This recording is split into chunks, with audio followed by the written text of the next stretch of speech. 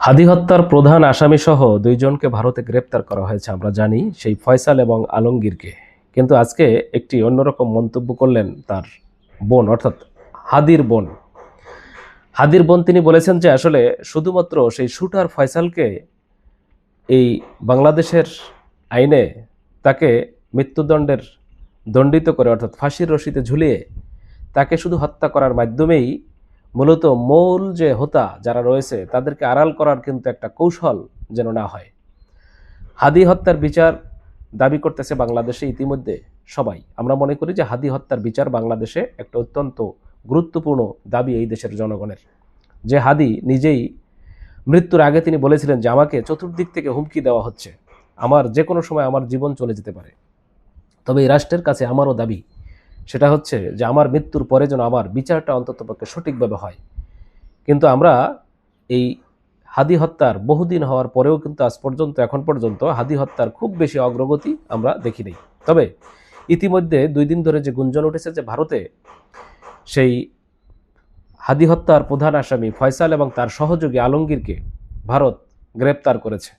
যদিও এই গ্রেপ্তার নিয়ে নানা জল্পনা কল্পনা এখনও রয়েছে যে আসলে এই গ্রেপ্তারটা কবে হয়েছে, এটি কি আসলেই গত 2 দিন আগে হয়েছে নাকি অনেক আগে হয়েছে। তবে জানা যায় যে এই তাদেরকে গ্রেপ্তার করা হয়েছে অনেক আগে। কিন্তু অনেক আগে গ্রেপ্তার করা হলেও কেন হঠাৎ করে 2 দিন আগে ভারত এটি তারা প্রচার করছে যে বাংলাদেশের সেই 2 খুনিকে, অর্থাৎ সেই ফয়সাল এবং তার সহযোগী আলমগীরকে গ্রেপ্তার করা হয়েছে। আসলে কি ভারত এর পিছনে অন্য কোনো রহস্য লুকিয়ে রেখেছে কিনা? কারণ এই ফয়সালকে দিয়ে হয়তোবা এখন বাংলাদেশ থেকে তারা কোনো ফয়দা লুটবে কিনা, অথবা এই ফয়সালকে দিয়ে ভারত তাদের কোনো স্বার্থ রক্ষার জন্য বাংলাদেশকে কোনো চাপ প্রয়োগ করবে কিনা।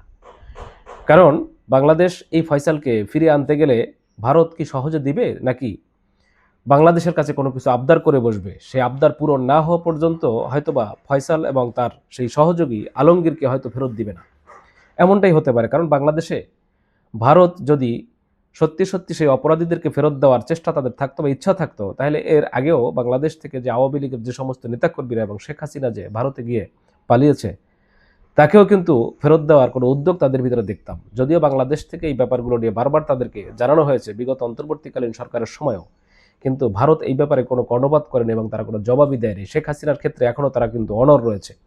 যেই শেখ হাসিনা বাংলাদেশের এই যে বিগত সরকার ব্যবস্থায় থাকা অবস্থায় যেই ধরনের সে অন্যায়গুলো করেছে, দুর্নীতি, চাঁদাবাজি, সন্ত্রাসী, খুন, আয়নাগর সহ নানাবিধ তার বিরুদ্ধে যে গণহত্যার যে অপরাধে তাকে যে দায়ী করে বাংলাদেশের আদালতে তাকে যে ফাঁসির কাস্টে ঝুলানোর, অর্থাৎ মৃত্যুদণ্ডের যে রায় দিয়েছে, সেই ব্যাপারে ভারতের এরপরেও আমরা দেখলাম যে সেই বাংলাদেশের 18 কোটি জনগণের এখন দাবি শেখ হাসিনাকে বাংলাদেশে ফিরিয়ে এনে তার বিচার করা। অথচ ভারত সেই শেখ হাসিনার ব্যাপারে এখনও কিন্তু তারা কোনো রকম তাকে ফেরত দেওয়ার কোনো চিন্তা তাদের ভিতরে নাই। তাহলে কেন হঠাৎ করে এই ফয়সাল এবং আলমগীরকে ফেরত দিতে চাচ্ছে, বা তারা তাদেরকে গ্রেপ্তার করেছে, এটি বা কেন বাংলাদেশকে জানানো হলো? নিশ্চয়ই এর পিছনে রহস্য আছে। এবং কেন এই ফয়সালকে গ্রেপ্তার করার পরে তাদেরকে আবার, যেখানে বেআইনি অনুপ্রবেশের দায়ে তাদেরকে প্রথম গ্রেপ্তার করা হয়েছে, তারা পরবর্তীতে বলতেছে যে তারা পরবর্তীতে জেনেছে যে তারা বাংলাদেশের এই খুনের সাথে, হাদি হত্যার খুনের সাথে তারা জড়িত। তাহলে যেখানে অনুপ্রবেশের দায়ে তিনি তাকে গ্রেপ্তার করা হলো, সেখানে কেন তাকে 14 দিনের রিমান্ড দেওয়া হলো? তাহলে কি ফয়সালকে নিয়ে আবার নানা নাটক চলতেছে কিনা? ফয়সালকে সাজিয়ে হয়তোবা প্রকৃত যারা খুনি আছে তাদের নাম ব্যতিরেকে অন্য কারো নাম কি আসলে প্রকাশ করবে কিনা? এবং এমন হতে পারে যে বাংলাদেশ শেষ পর্যন্ত ফয়সালকে আসলে ফিরিয়ে আনতে পারবে কিনা। কারণ ফয়সালকে যদি এই রিমান্ডে নেওয়ার পর যদি আসল সত্য তিনি বলে ফেলেন এবং সেটা যদি ভারতের বিরুদ্ধে যায়, এমনও হতে পারে যে তাকে ভারতেই ক্রস ফায়ার দিয়ে তাকে হত্যা করা হইতে পারে। অথবা বাংলাদেশে আনার পরে যদি বাংলাদেশের ডিপ স্টেট যদি এই হাদি হত্যার খুনের সাথে জড়িত থাকে, অথবা বাংলাদেশে এখন যারা ক্ষমতায় আছে, অর্থাৎ বিশেষ করে বিএনপির রাজনৈতিক নেতাকর্মীদের কোনো যদি সংযোগ এখানে থাকে, তাহলে এমন হতে পারে যে হাদির এই হত্যার বিচার শেষ পর্যন্ত ক্রস ফায়ারেই সীমাবদ্ধ হয়ে যেতে পারে। এমনটা সম্ভব কিনা? অবশ্যই বাংলাদেশের মানুষের কিন্তু বিভিন্ন রকম চিন্তা এখন তাদের মাথায় আছে এই ব্যাপারটি নিয়ে। প্রকৃতভাবে আসলে এই হাদি হত্যার তদন্ত সুষ্ঠুভাবে হবে কিনা, এবং সেই শুধুমাত্র ফয়সালকে ওই যে তার যে বোন যেটা বলেছে যে ফয়সালের মৃত্যুদণ্ডের মাধ্যমেই কি আসলে মূলত কার্যকর করার মাধ্যমে কি আসলে হাদি হত্যার বিচার শেষ করতে চায় কিনা বাংলাদেশ, কারণ এখানে অনেক রহস্য রয়ে গেছে।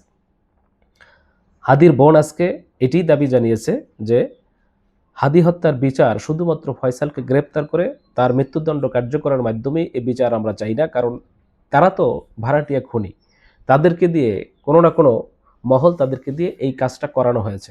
তবে পিছনে সেই কারা, আসল মাস্টার মাইন্ড, হাদি হত্যার মাস্টার মাইন্ড কারা, তাদেরকে এই জনগণের সামনে তাদের মুখোশ উন্মোচন করতে হবে এবং তাদেরকেই প্রকৃত শাস্তির আওতায় এনে বিচার করতে হবে। এটি হচ্ছে সেই হাদির বোনের দাবি, এবং শুধু হাদির বোনের না, এটি বাংলাদেশের কোটি কোটি জনতা, সমস্ত বাঙালিদের দাবি এটা, যে কেন হাদি হত্যার বিচার এখন পর্যন্ত পুরোপুরি সমাপ্ত করা হয়নি। যদিও বিএনপিও নির্বাচনের আগে তারা কিন্তু প্রতিশ্রুতি দিয়েছিল যে বিএনপি ক্ষমতায় গেলে হাদি হত্যার বিচার করবে।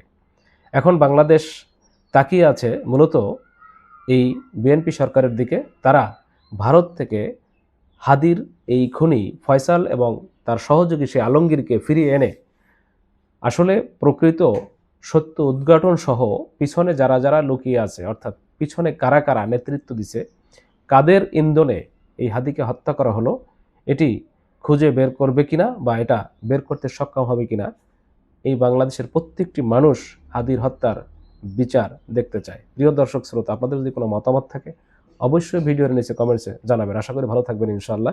খুদা হাফেজ।